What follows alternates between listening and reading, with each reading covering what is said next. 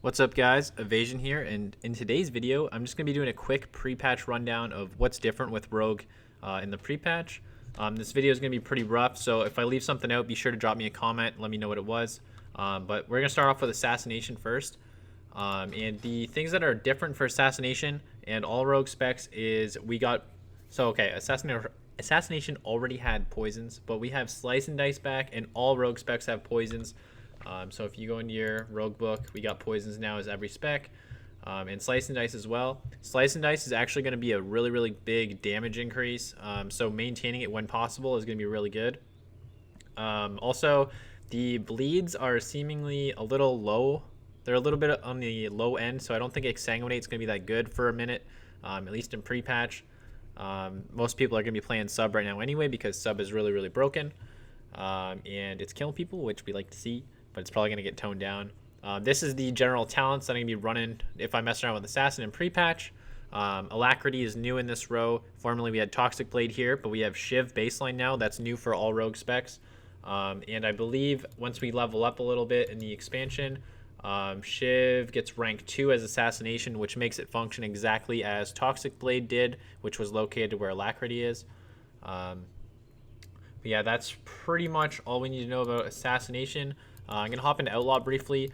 Outlaw is the spec I've spent the least amount of time with, so I'm not 100% on this, but there is a lot of changes to Outlaw, and it's actually looking pretty exciting. I kind of want to mess around with this soon. So Roll the Bones has been made a cooldown. It costs 25 energy, 45-second cooldown, and using it's going to provide you buffs, which is pretty cool. You also have Slice and Dice in addition to that, so two things to maintain. And the Between the Eyes has been it's no longer a stun, and it's been changed into a critical strike damage buff that also deals some damage. The damage appears to be lower than using a dispatch, but it's going to be good for like potentially setting up and stuff like that, and it's still a ranged ability, so a little bit of extra range damage there, which is kind of cool. And we have Kidney Shot and Evasion back as Outlaw, and I actually really like this change myself because it kind of just like makes you feel more like a rogue. It's not like it's really anything different to have the parry cooldown versus the dodge cooldown, but just hitting Evasion in general is kind of cool. So there's that. And also we got Dreadblades back in the Outlaw talents, which is cool as well. This thing is probably going to be pretty decent, especially just making setups around using Sinister Strike, then using a finisher, Sinister Strike, and then a full finisher.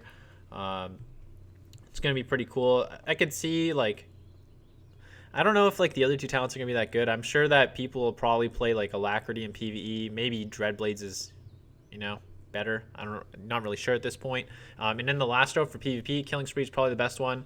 Although the awkward thing about Killing Spree is that it still puts you back to the location where you started, which can be kind of awkward in some scenarios. But yeah, I think that's all I really want to talk about with Outlaw in this video. I'm gonna move on to Sub real quick. Once again, Outlaw also has access to poisons, which is pretty cool. So now you have your, you get your wound poison as Outlaw, so it's no longer a dead spec. Subtlety though, we have Premeditation, new talent, dropping with the pre-patch, and it kind of allows you to set up your Slice and Dice or gain extra combo points very easily upon using Shadow Strike when you're in stealth. Most people are going to be playing probably a bursty build with Subterfuge and Dark Shadow, although something to note about Dark Shadow is that it increases your damage while dancing up from 15% to 30%. It's not a 30% increase, so it's still the same difference as it was before if you were going to play Night Stalker and 2 dance as it will be now and not 3 dance. This is actually the build that I like the best, but if you're just trying to one-bang people in duels, Subterfuge and Dark Shadow is going to give you better value. If you're playing more of an arena game where I think the games are pretty well ending in 20 seconds right now in pre-patch, but if the games start to go longer, you might want to consider swapping to this build where you can set up more frequently, as Enveloping Shadows allows you to bring back your Shadow Dances off cooldown way quicker. If you're playing double DPS in 2s, always take Soothing Darkness versus Elusiveness. I would take in 3s if I have a healer. And other than that, I think that's all that's pretty well new. Alacrity still existing here. I don't know why this is totally a dead talent for sub. Maybe it's got some neat interaction now with Slice and Dice, I don't know, but I don't think it's going to be better than the other two talents. It's at least very boring by comparison. I think that's all that's new in pre-patch, and having poisons I guess as sub is going to be so nice because that shitty slow we had on backstab was super awful. But yeah, this is definitely been a quick video, and I'm going to be hopping into some beta stuff in the next couple days. If there's something specific you want me to cover, I'm going to go over like stuff like covenants, what I think is the best, which covenant I'll probably play, which spec. I might make a video on talking about why you might want to choose each rogue spec, and mage stuff as well. I'm going to probably do all the same content for mage as I do for rogue, as I'm definitely going to be playing a lot of mage in the expansion.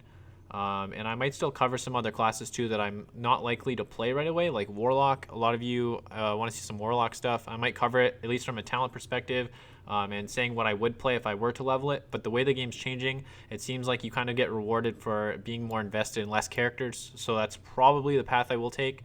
But during beta, I'm definitely going to be exploring all the different classes. And if you like this video, please be sure to give it a like. Consider subscribing for more Shadowlands content, and we'll see you guys in the next video.